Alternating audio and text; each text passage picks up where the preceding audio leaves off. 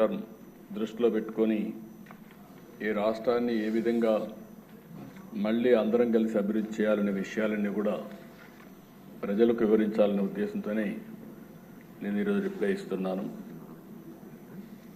అయితే ప్రజాస్వామ్యంలో అంతిమ నిర్ణేతలు ఎప్పుడు కూడా ప్రజలే, వారి కోసం పనిచేయడం మనందరి బాధ్యత.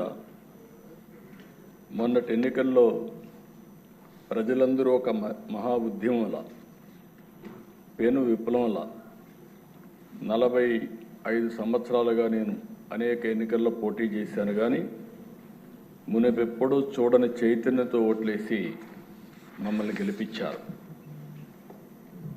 అయితే ఇక్కడ చాలామంది శాసనసభ్యులు ఉన్నారు, 3 పార్టీల నాయకులు కూడా ఉన్నాం. ఆ రోజు మా ఆలోచన ఒకటే, ప్రజలు గెలిస్తే ఈ రాష్ట్రం నిలదొక్కుంటుంది, ప్రజలు గెలవాలంటే ఎన్డీఏని గెలిపించాలని మేము పిలిపించాం. మళ్ళీ మేమందరం కలిసి రాష్ట్ర పునర్నిర్మాణం చేసి మళ్ళీ రాష్ట్రాన్ని అభివృద్ధి చేస్తాను ఒక హామీ ఇస్తే బ్రహ్మాండమైన స్ఫూర్తితో ముందుకు వచ్చారు. ఇక్కడ జనసేన అధినేత పవన్ కళ్యాణ్ గారు ముందుగానే చెప్పారు, ప్రభుత్వ వ్యతిరేక ఓటు చేయడానికి వీలు లేదని చాలా స్పష్టంగా చెప్పి, తెలుగుదేశం అదే మరి మేము కలిసి పోటీ చేస్తామని చెప్పారు. తర్వాత బీజేపీ కూడా మేమందరం కలిసి పోటీ చేస్తేనే ఈ రాష్ట్రాన్ని నిలబెట్టగలుగుతామని ఆలోచించి 3 పార్టీల కూటమి ఏర్పడింది. ఇటు పవన్ కళ్యాణ్ గారు, నేను, అటు ఢిల్లీలో నరేంద్ర మోడీ గారిని చూసిన తర్వాత ప్రజల్లో ఒక విశ్వాసం కలిగింది. అందుకే మీరు చూస్తే 93% స్ట్రైకింగ్ రేట్తో 57% ఓట్ల షేర్తో కూటమి ప్రభుత్వం గెలిచిందంటే ఇది ఒక చరిత్ర అధ్యక్ష. నా జీవితంలో ఎప్పుడూ ఎలాంటి వ్యక్తిని చూడలేదు. ఒక పెను విప్లవంగా వచ్చి ఇవన్నీ చేయడం జరిగింది. అయితే ఇక్కడుండే సభ్యులందరూ కూడా గుర్తుపెట్టుకోవాల్సిన అవసరం ఉంది. ప్రజల మన పైన పెట్టుకున్న నమ్మకానికి ఇది ఒక తార్కాణం. వారి నమ్మకాన్ని 100% మనందరం కలిసి నిలబెట్టవలసిన బాధ్యత ఉంది. నేను ప్రమాణ స్వీకారం చేసిన రోజుటి నుంచి ప్రతిరోజు, ప్రతి గంట దీన్ని గుర్తుపెట్టుకుని మళ్ళీ ఏమేమి చేసి గాడి తప్పిన వ్యవస్థల్ని ఘాట్లో పెట్టాలని ఆలోచిస్తున్నాం. అధ్యక్ష, ఇది నాకు మొదటిసారి కాదు, 4వసారి ముఖ్యమంత్రి అయ్యాను. 1995లో నేను ఫస్ట్ టైం ముఖ్యమంత్రి అయ్యాను. అంత మునుపు నేను ఆర్థిక శాఖ మంత్రిగా కూడా పనిచేశాను 1 సంవత్సరం. అదే ఆ కొటేషన్ ఇప్పుడు ఫైనాన్స్ మినిస్టర్ గారు ఇప్పుడు కోట్ చేశారు. అంటే 94లో నేను ఆర్థిక శాఖ మంత్రిగా నేను ఇచ్చినటువంటి కొటేషన్ని 2024 అంటే 30 సంవత్సరాల తర్వాత దాని రిలవెన్స్ ఫైనాన్స్ మినిస్టర్ గారు వివరించారు. ఆ రోజు కూడా దేశ ఆర్థిక ఇబ్బందులు వచ్చాయి. ఆనాటి కాంగ్రెస్ ప్రభుత్వ హయాంలో కొన్ని సమస్యలు వచ్చి వ్యవస్థ దివాళా తీసే పరిస్థితికి వచ్చింది. అయితే ఆ రోజు కూడా ఒక సవాలుగా తీసుకున్నాం. పాలనని కొత్త పుంతలు తొక్కించాం, సంస్కరణలు తీసుకొచ్చాం, మొహమాటం లేకుండా కఠిన నిర్ణయాలు తీసుకున్నాం, పాలసీలతో కష్టంతో దారికి తెచ్చాం. ఆ రోజు మీరు చూస్తే 1995 పరిపాలన ఒక మోడల్ పరిపాలన, కష్టాల నుంచి బయట తీసుకురావడమే కాకుండా మళ్ళీ ఒక స్ట్రాంగ్ ఫౌండేషన్ వేసి ముందుకు పోగలిగాం. అందుకే మీరు చూస్తే ఈరోజు దేశంలోనే తెలంగాణ రాష్ట్రం నెంబర్ 1 రాష్ట్రంగా ఉందంటే దానికి ఆ రోజు తెలుగుదేశం పార్టీ వేసిన ఫౌండేషనే కారణం అని చెప్పి కూడా నేను మీకు తెలియజేస్తున్నాను. అయితే మళ్ళీ ఒక 10 సంవత్సరాలు మేము అధికారం లేకుండా ఉండే పరిస్థితికి వచ్చాం. 2014 విభజన జరిగిన తీరు మనలందరినీ కూడా చాలా కలత చెందేట్టుగా చేసింది. చాలా ఇబ్బందులు పడ్డాం. నాకైతే ఆ రోజు చాలామంది ఆదాయం అంతా హైదరాబాద్లో వస్తుంది, ఈ రాష్ట్రానికి ఆదాయం లేదు, కనీసం పెన్షన్లు వస్తాయా, లేకుంటే మా జీతాలు సకాలంలో వస్తాయా, అభివృద్ధి ఏమవుతుందని భయపడిన రోజులు. అయితే ఆ దిశ 2014లో మళ్ళీ ఆ రోజు ఎన్డీఏ, బీజేపీ, తెలుగుదేశం కలిసి పోటీ చేశాం. పవన్ కళ్యాణ్ గారు బయట నుంచి ఆ రోజు సపోర్ట్ చేశారు. అక్కడి నుంచి మళ్ళీ ప్రజల సహకారం తీసుకున్నాం, అనుభవాన్ని అంతా కూడా ఉపయోగించాం, సమర్థవంతమైన నాయకత్వాన్ని ఇచ్చాం. 22.5 మిలియన్ యూనిట్ల కరెంటు కొరతుంటే 3 నెలల్లో కరెంటు కొరత లేకుండా చేసి మళ్ళీ మిగులు కరెంటు సాధించిన పార్టీ తెలుగుదేశం పార్టీ అని కూడా నేను తెలియజేస్తున్నాను. 5 సంవత్సరాలు వినూత్నమైన మార్గాలతో ముందుకు పోయి కరెంటు ఛార్జీలు పెంచకుండా సోలార్ కానీ, విండ్ కానీ ఇలాంటి వినూత్నమైన మార్గాలతో కరెంటు ఛార్జీలు తగ్గించడానికి ప్రయత్నం చేశాం. ఆ రోజు నేను ఒక మాట చెప్పాను, భవిష్యత్తులో కరెంటు ఛార్జీలన్నీ సోలార్ వల్ల ఎంతో ప్రయోజనాలు వస్తాయి, ₹1.50 నుంచి ₹2 లోపలనే యూనిట్ వస్తుందని చెప్పాం. అదే చూస్తే అప్పట్లోనే కొన్ని దగ్గర ₹1.99 వచ్చే పరిస్థితికి వచ్చింది. తర్వాత ఇప్పుడు స్టెబిలైజ్ అవుతా ఉంది. అలాంటి వినూత్నమైన కార్యక్రమాలతో ముందుకు పోయాం. ఇంకో పక్కన దిశ రాజధాని లేని పరిస్థితి. మనం అందరం గుర్తుపెట్టుకుంటే ఆ రోజు హైదరాబాద్లో ల్యాండ్ ఉంది కాబట్టి దాన్ని అవకాశంగా తీసుకుని కరెంటు లేకపోతే కరెంటు తీసాం, నీళ్లు లేకపోతే నీళ్లు తీసుకొచ్చాం, నూతనమైన ఆర్థిక వ్యవస్థకు దోహదం చేశాం. అక్కడి నుంచి మీరు చూస్తే తిరుగులేని శక్తిగా తయారు చేసుకున్నాం.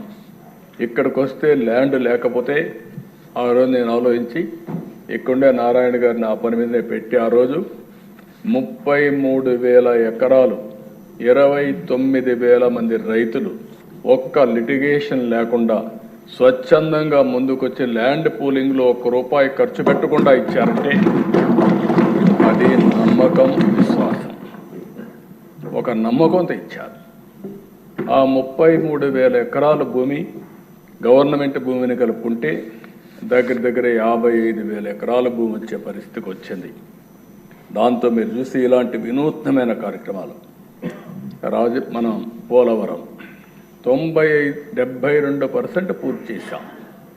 అదే తెలుగుదేశం పార్టీగా నుండింటే పోలవరం ఈ పాటికి 2020-21కే పూర్తి అయి ఉండేది, దాని ఫలితాలు వచ్చేటివి. అంటే ఆ దిశ ఇలాంటి పరిస్థితుల్లో 5 సంవత్సరాలు ఆ రోజు తీసుకున్న నిర్ణయాల వల్ల 13.5%, 13.5% గ్రోత్ రేట్ సాధించి దేశంలో అగ్రస్థానంలో నిలబెట్టిన గవర్నమెంటు తెలుగుదేశం పార్టీ గవర్నమెంట్ అని చెప్పి కూడా నేను మీకు తెలియజేస్తున్నా.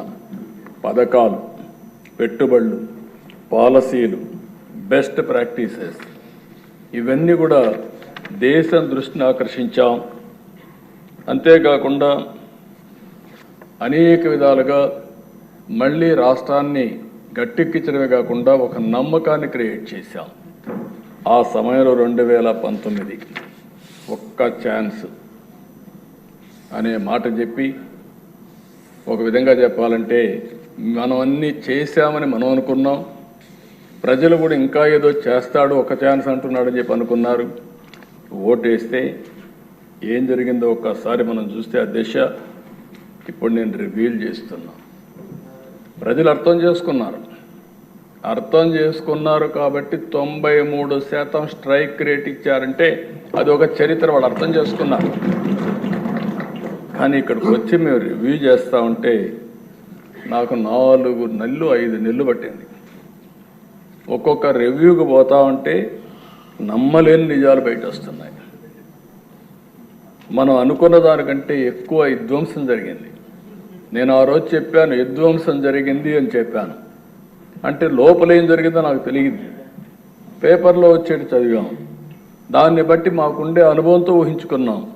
మీరు మాట్లాడినప్పుడు కూడా మీరు కూడా అదే చేశారు. ఇక్కడుండే పార్టీలు కూడా అదే ఆలోచించాం. అందరం కలిసి ఆందోళన తెలియజేశాం.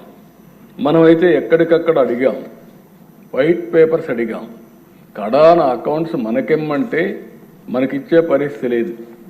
గవర్నమెంట్ జీవోలు, ఆన్లైన్లో ఉండే జీవోలు కూడా పెట్టకుండా చేసే పరిస్థితికి వచ్చారు. కడాన మనకివ్వకపోతే పోయారు, కానీ సిఏజీకి కూడా ఇవ్వలేదు. అంటే దేశ మనం ఆలోచించుకోవాల్సింది, సిఏజీ అనేది ఒక రాజ్యాంగబద్ధమైన సంస్థ. అన్ని రాష్ట్ర ప్రభుత్వాలు, కేంద్ర ప్రభుత్వాలు, పబ్లిక్ సెక్టర్ అందరూ కూడా సిఏజీ ఆడిటింగ్ చేయించాలి. అంటే ఆ సిఏజీ ఆడిటింగ్ కూడా చేయించకుండా ఇష్టానుసారంగా ఏం చేయాలో వీడు చేసి ముందుకు పోయే పరిస్థితికి వచ్చారు. దీనివల్ల జరిగింది మనం ఒకసారి చూస్తే, ఈ రాష్ట్రంలో విభజన వల్ల జరిగిన నష్టానికంటే ఈ 5 సంవత్సరాలు నష్టం ఎక్కువ జరిగింది. విధ్వంసం, అరాచక, అసమర్థ, చీకటి పాలనలో రాష్ట్రం 30 సంవత్సరాలు వెనక్కి పరిస్థితికి వచ్చింది. చాలామంది నన్ను అడిగారు, చాలామంది మాట్లాడినప్పుడు చెప్పారు, మీరు ఈరోజు మాట్లాడుతున్నారు అపోజిషన్లో మీటింగుల్లో 10 లక్షల కోట్ల అప్పు ఉన్నాయి, మీరు ఏ విధంగా చేయగలుగుతారన్నారు. అంటే నేను ఒకటే చెప్పాను, దిశ ఏ విధంగా చేయగలుగుతారని మీరు అంటున్నారు. 40 సంవత్సరాలుగా నేను రాజకీయాల్లో ఉన్నా, అందరికంటే ఎక్కువ సమయం నాకు ముఖ్యమంత్రి ఇచ్చే అవకాశం ఇచ్చారు, ప్రజలు బ్లెస్ చేశారు. ఈరోజు ప్రజల కష్టాల్లో ఉంటే నేను పారిపోవడానికి సిద్ధంగా లేను. తిరిగి ఈ రాష్ట్రాన్ని పునర్నిర్మాణం చేయడానికి అడుగడుగు పనిచేస్తాం, కష్టపడి పనిచేస్తాం, సాధిస్తామని ఆ రోజు చెప్పారు. రికార్డులో మీరు చూస్తే నాకు అవగాహన లేక కాదు, 1-2 విధ్వంసాలు కాదు, అరాచకాలు, విధ్వంసం, బ్రాండ్ ఏపీ దెబ్బతినడం, మొత్తం దెబ్బతినే పరిస్థితికి వచ్చింది. అధికారం అంటే మేము ఒకటే ఆలోచించాం, ఇది ఒక బాధ్యత. అధికారంలో ఉన్న ప్రతిపక్షంలో ఉన్న ఎప్పుడూ ప్రజాపక్షంలోనే పనిచేశాం, ప్రజల కోసమే పనిచేశాం. ఈరోజు అధికారం ప్రజలకు సేవ చేసే అవకాశంగా తీసుకున్నాం. అంటే మళ్ళీ ఈ అధికారాన్ని ఉపయోగించి భవిష్యత్ తరాలకు మంచి భవిష్యత్ అందించే విధానాలకు శ్రీకారం చుడతామని చెప్పి కూడా నేను మీకు తెలియజేస్తున్నా. కానీ ఇవన్నీ మనం ఆలోచిస్తే ఈరోజు గత ప్రభుత్వం చేసిన విధ్వంసం, దోపిడీ, వినూత్నమైన రీతిలో దోపిడీ చేశారు. నేను ఎప్పుడు కూడా కలలో కూడా ఊహించలా రాజకీయ నాయకులు ఈ విధంగా దోపిడీ చేసి తప్పించుకోగలుగుతారని నా జీవితంలో ఎప్పుడు ఊహించలేదు. అంత దోపిడీ జరిగే పరిస్థితి వచ్చింది. ఎక్కడ చూసినా ఎవడికి దొరికింది వాళ్ళు దోచుకునే పరిస్థితికి వచ్చారు.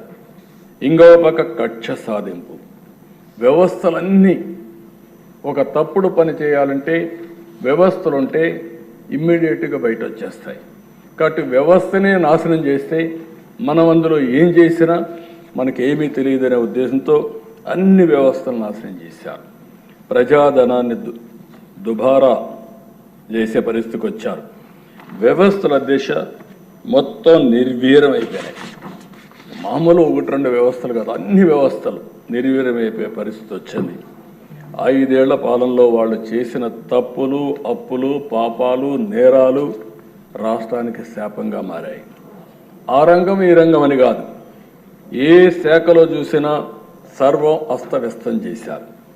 అసమర్థ పాలన, అభివృద్ధి నిరోధక నిర్ణయాలు, ప్రజా సంపద దోపిడీ, పన్నుల బాధుడు, స్కాముల కోసమే స్కీములు, అస్తవ్యస్త ఆర్థిక నిర్వహణలో రాష్ట్ర చరిత్రలో ఎప్పుడూ జరగనటువంటి నష్టం జరిగింది. ఒక ఉదాహరణకు ఒక 10 విషయాలు మాత్రం మీ దృష్టికి తీసుకొస్తున్నా, రాష్ట్ర ప్రజల దృష్టికి తీసుకొస్తున్నా. రాష్ట్ర రాజధాని